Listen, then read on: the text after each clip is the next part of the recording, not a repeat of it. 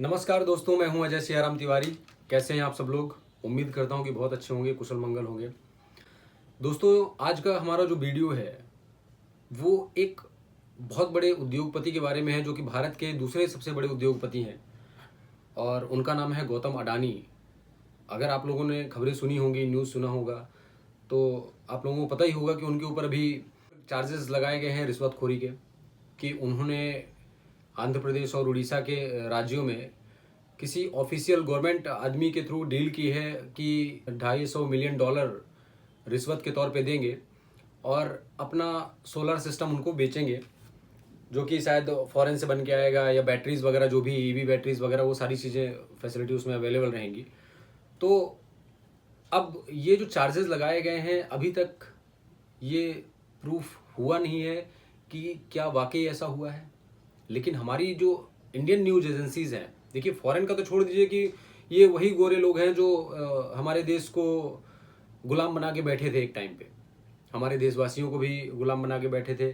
और हमारे देश को पहले सोने की चिड़िया चिड़िया कहा जाता था, जिन्होंने सारा कुछ लूट लिया। आज वो हमको नियम कानून सारी चीज़ बताते हैं। तो जब तक कोई भी चीज़ प्रूफ नहीं हो जाए तो उसके बारे में डिसीजन नहीं देना चाहिए न्यूज़ एजेंसियों को भी। आपको मैं बताना चाहूँगा कि अगर ऐसे कोई केसेस आते हैं तो न्यूज़ एजेंसीज पहले अपना फैसला सुना देती हैं। उनका जो टैग आता है, जो उनका एक डिस्क्रिप्शन में एक टाइटल टैग आता है, उसमें कुछ भी लिख देते हैं, तो क्या होंगे अडानी अरेस्ट और क्वेश्चन मार्क। इससे क्या एक निगेटिविटी फैलती है। आप यकीन नहीं मानेंगे कि यहाँ पे मंथली इनकम या मंथली कमाई करने के लिए एक नॉर्मल आदमी को कितनी मेहनत करनी पड़ती है, और उस उद्योगपति का 2 दिन के अंदर न जाने कितना नुकसान हो चुका है। आप गूगल में जाके सर्च मार सकते हैं। खरबों का नुकसान हो चुका है अभी तक फिलहाल। जबकि उनकी टीम ने ये साफ तौर पर कहा है कि जो भी एलिगेशन लगाए गए हैं एजेंसीज द्वारा, जो भी एलिगेशन लगाए गए हैं, जो कि इन्वेस्टिगेशन एजेंसीज हैं जितनी भी वहाँ की, जो भी उन्होंने एलिगेशन लगाए हैं वो बिल्कुल निराधार हैं। उनका कोई आधार नहीं है, कोई तथ्य नहीं है। और मज़े की बात तो ये है दोस्तों कि राहुल गांधी, हमारे जो देश के बहुत युवा नेता हैं, जिनकी उम्र लगभग अभी 55 साल होने को है, तो अभी उनकी पार्टी के लोग युवा नेता ही मानते हैं। तो उनके हिसाब से मैं तो दूध पीता बच्चा होना चाहिए मुझे। तो उनका जो मकसद था, उनको लग रहा है कि उनकी जुबान लग गई। मतलब वो अब देश को बिल्कुल चिल्ला चिल्ला के ये समझा रहे हैं, ये बोल रहे हैं कि मैं पहले ही बोला था कि अदानी गलत है और अदानी की हेल्प कर रहे हैं मोदी। देखिए, ना मैं मोदी का भक्त हूँ ना अदानी का भक्त हूँ, लेकिन एक मेंटलिटी में बता रहा हूँ लोगों की कि अगर अदानी की बेइज्जती हो रही है तो हमारे देश की भी हो रही है। क्योंकि अदानी कोई नॉर्मल आदमी है तो नहीं। गौतम अदानी का एक बड़ा नाम है, मेहनत किया है, काम किया है। अब देखिए, सपोर्ट हर कोई किसी न किसी का करता है। हमें नहीं पता कि श्री नरेंद्र मोदी जी ने उनका सपोर्ट किया है कि नहीं किया है, या हमें ये नहीं पता है कि उनको फंडिंग कहाँ से दिलवाई, कहाँ से क्या है, कैसे मेहनत किया, कहाँ से चीज़ें उनकी सफलतापूर्वक आगे बढ़ी। ये उनके इंटरव्यू सुनने के बाद हमको पता चलता है कि हाँ भाई, सामने वाले ने मेहनत किया। लेकिन अगर कल के दिन मैं कोई काम करने जाता हूँ या आप कोई काम करने जाते हैं तो गवर्नमेंट से सपोर्ट लेने जाएंगे। अगर आप कोई बिजनेस का प्लान गवर्नमेंट को बताएंगे या बैंक को बताएंगे, तभी बैंक आपको फंडिंग करेगा। उसमें गलत क्या है? दूसरी बात यह है कि हमारे देशवासी, जो हमारे देश में कुछ विपक्ष की पार्टियां हैं, जो मोदी विरोधी या बीजेपी विरोधी पार्टियां हैं, जो लोग हैं, वो ऐसे खुश हो रहे हैं जैसे उनका कोई पर्सनल दुश्मन अभी फंस गया हो मार्केट में, और अब दुश्मनी निभाने का बहुत अच्छा मौका मिला है उनको। मतलब वो अपने देश की भलाई ना सोचते हुए वो ये कह रहे हैं कि नहीं, अदानी को अरेस्ट करना चाहिए। वैसे तो ये जो भी ये बातें बोल रहे हैं, चाहे राहुल गांधी हो चाहे जो भी हो, तो केसेस तो उनके ऊपर भी लगे हैं। वो खुद बेल पे बाहर घूम रहे हैं मार्केट में, और गौतम अदानी जी को बोल रहे हैं कि अरेस्ट किया जाए। भाई, जब प्रूफ होगा, जो उनको इन्वेस्टिगेशन ऑफिसर जो भी वहाँ पे बैठे हुए हैं, वो सारे केसेस जो भी चार्जेस लगाए हैं उनको प्रूफ करेंगे। जो भी उनका कोर्ट से उनका जजमेंट आएगा उसके अकॉर्डिंग उनको पनिशमेंट मिलेगा। अगर सही है, अगर ये फर्जरी जो लगाया गया है केस उनके ऊपर, अगर ये सही निकलेगा तो इनका भुगतान भी इनको करना पड़ेगा। और अगर प्रूफ नहीं हुआ तो जो गुडविल या जो नुकसान आपकी बयानबाजी से हुआ है 2 दिन के अंदर, वो रिकवरी कौन करेगा? कुछ दिनों पहले भी ऐसे ही उनका नुकसान हुआ था, जिसकी वजह से शेयर मार्केट में काफ़ी गिरावट आई थी, जो उनकी कंपनी के शेयर मार्केट थे। आपको पता है, एक फैक्ट बताता हूँ मैं आपको, पहले अदानी का जो बिल आता था, जो एनर्जी, इलेक्ट्रिसिटी एनर्जी का जो बिल आता था, तो पहले आपके पास बिल आता था, लेकिन पेमेंट का टाइमिंग होता था 3 महीने तक। 3 महीने बाद नोटिस आता था, देन आपका डिस्कनेक्शन होता था, अगर किसी कारणवश आप पे नहीं कर पाते थे तो। लेकिन जो पिछली बार इनके शेयर मार्केट में गिरावट आई, जो नुकसान हुआ, तो इनका रूल एंड रेगुलेशन कैसा हो गया था पता आपको? शायद आपने नोटिस नहीं किया होगा, लेकिन जो लोग समय पे लाइट बिल नहीं भरते थे, पहले उनको 3 महीने का क्रेडिट मिलता था, लेकिन रिकवरी करने के लिए, जो नुकसान हुआ था रिकवरी करने के लिए, वो 3 महीने का क्रेडिट खत्म कर दिया गया। और अगर आप नेक्स्ट मंथ, जैसे सपोज टू भी 1 महीने का बिल आया और उसको 15 दिन के अंदर नहीं जमा किया, तो आपका कनेक्शन कट जाएगा। तो आदमी को कौन चेंज करता है? किसी इंसान की मेंटेलिटी कौन चेंज करता है? ऐसे लोग चेंज करते हैं, राहुल गांधी जैसे लोग चेंज करते हैं, जो कि खुद बेल पे बाहर हैं, जिनके जीजा मिस्टर वाड्रा जी खुद न जाने कितना फ्रॉड करके बैठे हुए हैं, सारी चीज़ें करके बैठे हुए हैं। इनकी पार्टी के लोग डिबेट में आ जाते हैं, बिना तथ्यों के, बिना प्रूफ के आ जाते हैं, और न जाने कितनी बातें कह जाते हैं, गुंडागर्दी की बातें करते हैं, बहुत सारी बातें करते हैं। लेकिन इनको एक चीज़ समझ नहीं आती है कि आप पार्टी का विरोध करते करते देश का विरोध क्यों करने लग जाते हैं? देश का विरोध करना सही बात नहीं है ना। अभी तक प्रूफ नहीं हुआ है कि अडानी ने सच में ये काम किया है, ऐसा गलत काम किया है कि नहीं किया है। और जहां तक मेरा मानना है, अगर मैं एक बहुत बड़ा बिजनेसमैन हूं, तो मैं अपनी गुडविल ऐसे तो नहीं गिराऊंगा। हाँ, काम करने के लिए अगर मुझे पता है कि यहाँ पे मुझे सेटअप लगाना है, अगर कोई बिजनेस, कोई उद्योग स्थापित करना है, उसमें जो लागत पूंजी आएगी, तो मैं अपना उद्योग और अपना प्रॉफिट देखते हुए, अपने लोगों को रोजगार देने के लिए मैं उस चीज़ पे मैक्सिमम इन्वेस्टमेंट करना चाहूँगा। लेकिन मैं प्रॉफिट भी देखना चाहूँगा। ऐसा तो नहीं कि मैं 100 रुपये की चीज़ को 120 रुपये में बना के और फिर 100 रुपये में बेचूँ मार्केट में। और जहाँ तक रही बात कि बोला गया कि आंध्र प्रदेश और उड़ीसा के जो राज्य सरकारें हैं, उनमें से कोई अधिकारी है जिनसे $250 मिलियन की डील हो रही थी, और फ्यूचर में ये लगभग $2 बिलियन कमाने वाले थे 20 सालों बाद। आप सोचिए कि 20 सालों बाद $2 बिलियन कमाने वाले हैं, फिर भी $250 मिलियन देना आसान काम है आज की डेट में। ये रिश्वत किसके नाम पे देंगे, कैसे देंगे, क्यों देंगे, कब देंगे? ये मतलब अपना बिजनेस करेंगे कि ये रिश्वत देंगे? और अगर रिश्वत देंगे तो मोदी जी ने जितना आज के डेट में डिजिटल मार्केटिंग कर रखा है, तो पता नहीं चलेगा क्या? जिनके घर में ईडी बैठती है, जिनके घर में छापेमारी होती है, तो अब उनसे जाके एक बार पूछ लीजिए कि इतना लंबे अमाउंट का या इतने बड़े अमाउंट का ट्रांजैक्शन करना कितना आसान है। अगर वो साफ सुथरा शब्दों में बोलेंगे तो वो खुद बताएंगे कि पॉसिबल नहीं है। अभी आपको फैक्ट मैं बताता हूँ कि अभी जैसे महाराष्ट्र इलेक्शन हुआ, अब विपक्षी पार्टी को, जो महाअघाड़ी, हमारी महाअनाड़ी पार्टी थी, सॉरी अनाड़ी नहीं, अघाड़ी बोल देता हूँ, महाविकास अघाड़ी जो पार्टी है, चुनाव में उनको अंदाजा तो लग गया है कि उनके पास कुछ नहीं आने वाला है अभी, ये बात तो कंफर्म हो चुकी है। तो अब उन्होंने माइंड डाइवर्ट करने के लिए, या हमारी देश की जनता का माइंड डाइवर्ट करने के लिए, एक और नया केस वहाँ का बता दिया गया है। गौतम अदानी के नाम को ऐसे उछाला जा रहा है जैसे उसने कोई ना कोई चोरी की हो। भाई साहब, केसेस हैं, बिजनेस है, बहुत सारी चीज़ें ऊपर नीचे होती हैं। अगर कल के दिन यही गौतम अदानी क्लीन चिट लेके आ जाते हैं वापस, तो आप जो इनका लॉसेज हुआ है 2 दिन के अंदर रिकवरी कर पाएंगे क्या? ये मैं न्यूज़ चैनल वालों के लिए बोल रहा हूँ।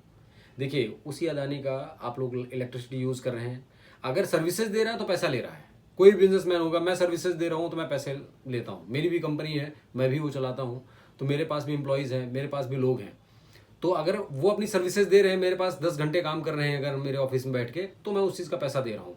मैं बिजनेस एक्सटेंड करने के लिए बैंक से लोन भी ले सकता हूँ। अगर मुझे कल के दिन अगर 5 करोड़ 10 करोड़ की ज़रूरत पड़ी कि मुझे आगे काम करना है, तो मैं उस पर लोन लूँगा। अब लोन लेने के लिए अगर मैं बैंक वाले से बोलता हूँ कि भाई मुझे, मेरा अप्रूवल सपोज टू भी 10 करोड़ का है और तू मुझे 20 करोड़ दिला दे, उसमें 2 करोड़ रुपये मैं तुझे रिश्वत दे दूंगा, ठीक है? आप खुद सोचिए कि मैं 20 करोड़ के लिए 20 करोड़ का लोन लेने के लिए 2 करोड़ सामने वाले को रिश्वत देने जाऊंगा क्या? क्योंकि मुझे जो रिटर्न करना पड़ेगा बैंक को, वो तो 2 करोड़ इंक्लूडिंग 2 CR करना पड़ेगा ना।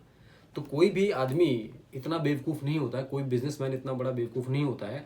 और उन्होंने, गौतम अदानी ने अपने ऊपर लगे सारे चार्जेस को या उनकी टीम ने बिल्कुल सिरे से खारिज किया है।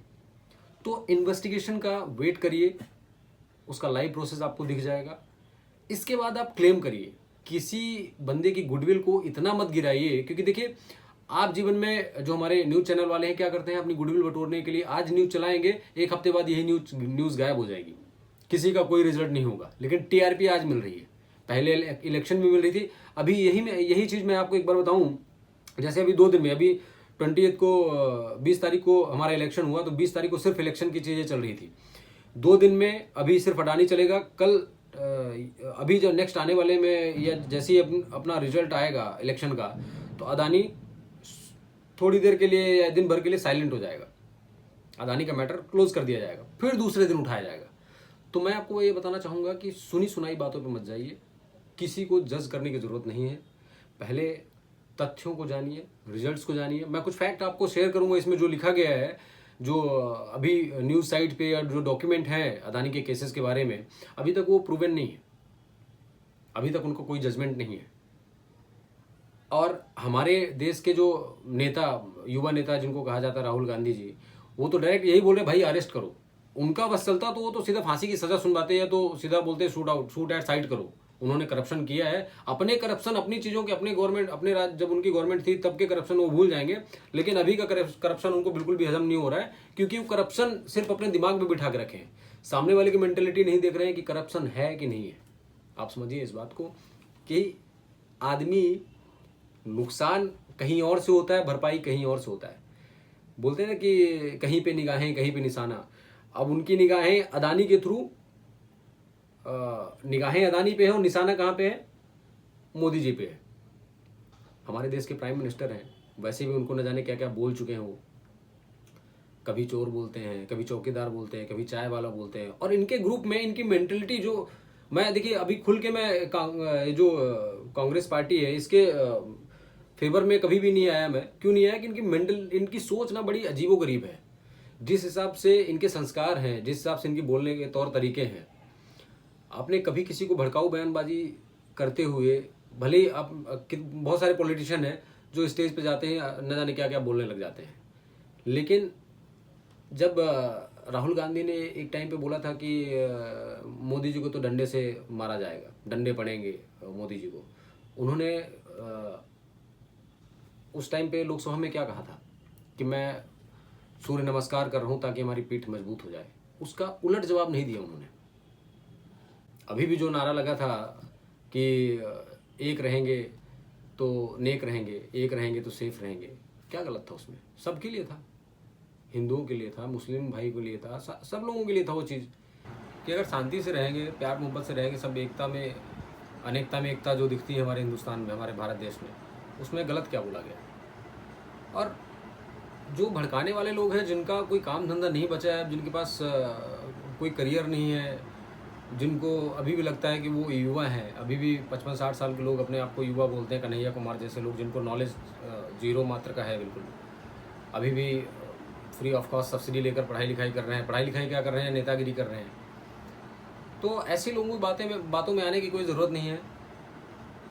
जो भी होगा सब आप लोगों के सामने होगा। कल के दिन यही न्यूज़ चैनल्स वाले आपको बोलेंगे कि गौतम अडानी जी को क्लीन चिट मिला, या अगर जो भी चार्जेस लगाएंगे अगर वो प्रूव्ड होता है तो उसके हिसाब से उनको जो भी भरपाई करनी पड़ेगी, या जो भी उनका केसेस रहेगा, जो भी उनकी सजाएं रहेंगी, वो उनको जजमेंट द्वारा सुनाई जाएंगी। लेकिन आप बिना जजमेंट के अपना डिसीजन मत दीजिए, मेरा कहना ये है। क्योंकि इससे क्या होता है कि पब्लिक में कई तरीके का नुकसान होता है, गुडविल का नुकसान होता है, पैसों का नुकसान होता है। अभी पिछली बार जो नुकसान हुआ था, जो लॉसेज हुए थे, उन्होंने खुद भरपाई करने की जिम्मेदारी ली थी और लोगों को भरा भी, पैसा भी भरा। और वो जो कर्जे वाली बात हुई थी कि उन्होंने लोन लिया है किसी से या जिससे भी लोन लेके रखा है, तो उसका भी भरपाई उन्होंने किया। तो एक बड़े बिजनेसमैन के लिए यही सबसे बड़ी मुसीबत की बात है कि आदमी आगे बढ़ता है, नीचे गिरता है, लेकिन जब आगे बढ़ता है तो कोई उनका नाम नहीं गिनाता है, लेकिन जब नीचे गिरता है तो दुनिया को दिखाने के लिए कि इतना बड़ा बिजनेसमैन था और इसने ये किया, उसने वो किया, बिना सबूतों के, बिना तथ्यों के आप किसी के बारे में उंगली उठा के कोई अच्छी बात साबित नहीं कर रहे हैं, क्योंकि उससे कहीं ना कहीं हमारे भारत देश की इमेज जुड़ी हुई है। और अगर वो गलत कर रहे हैं तो मैं खुद उनसे यही अपील करना चाहूँगा कि वो अपने आप को सरेंडर कर दें। अपने आप को जो भी वहाँ की FBI टीम है, जो भी इन्वेस्टिगेट कर रही है, तथ्यों के आधार पर अगर सही साबित होता है तो जो जजमेंट आएगा उसको खुशी खुशी एक्सेप्ट करें, अगर वो गलत कर रहे हैं तो, या गलत किया है। लेकिन जब तक प्रूव नहीं हुआ है, आप लोग बोल रहे हो अरेस्ट हो जाना चाहिए, अभी अरेस्ट कर लो, ये कर लो, वो कर लो, ये गलत चीज़ है। 2 दिन के अंदर इतने बड़े बिजनेसमैन का ना जाने कितना नुकसान हुआ है। आप लोगों की कैपेसिटी से बाहर है, ये मैं न्यूज़ वालों के लिए बोल रहा हूँ स्पेशली। और राहुल गांधी की कैपेसिटी तो बिल्कुल भी बाहर है, उनकी बातों पे तो बिल्कुल भी ध्यान ना दिया जाए, ज़्यादा बेहतर है। देश के युवा को न जाने कहाँ ले जाके वो छोड़ेंगे या क्या करना चाह रहे हैं। इतना मजाक बनने के बाद भी उनको कोई फ़र्क नहीं पड़ता देश में क्या राजनीति चल रही है, क्या हो रहा है, क्या नहीं हो रहा है। बस उनको PM बनने का सपना है, और शायद वो सपना ही रह जाएगा, क्योंकि आज का हर युवा जाग चुका है। मेरा किसी पॉलिटिकल पार्टी को बढ़ावा देना या किसी को डिमोरलाइज़ करना, या मेरे कहने से कोई डिमोरलाइज होता भी नहीं है। उनको तो लोकसभा में न जाने क्या क्या सुना दिया जाता है, फिर भी कोई फ़र्क नहीं पड़ता, कभी इम्प्लीमेंट नहीं किया अपनी चीज़ों पे। तो दोस्तों, खाली मेरा इतना कहना है आपसे कि कहीं सुनी बातों पे नहीं जाना है, और अपना माइंड डिस्ट्रैक्ट करके किसी के बारे में नेगेटिव शब्द नहीं बोलना है। और इसी से रिलेटेड जो भी जानकारी होगी नेक्स्ट वीडियो में आपको बताना चाहूँगा। और मैं आपको गारंटीड ये भी बोल सकता हूँ कि जहाँ तक मेरा मानना है 99% या 100% ये है कि ये सब एक उद्योगपति को फंसाने के चक्कर में किया जा रहा है। अब हो सकता है इसमें बड़े बड़े पॉलिटिशियन का भी हाथ हो सकता है, बहुत सारी चीज़ें हो सकती हैं। अब वो देखा जाएगा, इन्वेस्टिगेशन में सारी चीज़ें पता चल ही जाएंगी। अभी जो महाराष्ट्र में जो इलेक्शंस हुए हैं उसके जो भी रिजल्ट्स आएंगे उसके बारे में मैंने आपको पहले ही प्रॉमिस किया था, एक अच्छा सा वीडियो बना के आपको डालूंगा सारी डिटेल्स के साथ। और अगर आपको वीडियोस पसंद आते हैं हमारे तो लाइक करिएगा, और चैनल तो बिना सब्सक्राइब किए जाना ही मत आप लोग प्लीज़। इजाज़त दीजिए। जय Shri Ram. Thank you so much. धन्यवाद।